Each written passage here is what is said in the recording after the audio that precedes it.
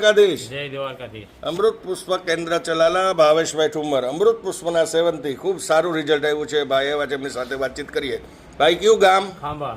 તમારું આખું નામ કયો? રવજીભાઈ સોમાભાઈ સોલંકી. હવે તમે અમૃત પુષ્પ કોના માટે અને શું તકલીફ માટે લઈ ગયા? મારા માટે લીધું હતું. મારે માનસિકતા હતી, સનાઈનો દુખાવો હતો, માનસિક બીમારી હતી. એટલે માનસિક બીમારી. બીમારીમાં તમને તકલીફો શું થતી હતી મનમાં? નીંદર ન આવતી. કેટલા વર્ષથી વિચારો આવતા. 3 વર્ષ. એકલા બેઠા બેઠા રોયા કરીએ? એવું કઈ ન થતું, પણ નીંદર નો આવે.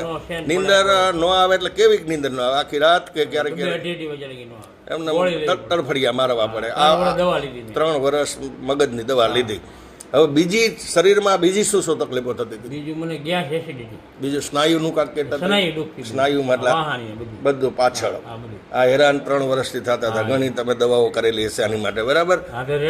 ત્યાર પછી આપણે આ કેટલી બોટલનું સેવન કર્યું?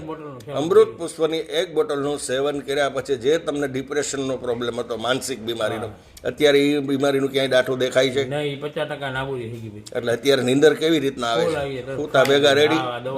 પછી જે તમને સ્નાયુ દુખતા હતા એ બંધ થઈ ગયા. બધું અત્યારે ખાવું પીવું ખોરાક બધું ક્લિયર, ડબલ. દ્વારકાધીશની 100% કૃપા કહી શકાય. ટકાવારી દ્રષ્ટિએ તો કઈ જોવાનું થતું નથી. તો તમારો ફોન નંબર જણાવો વાલા.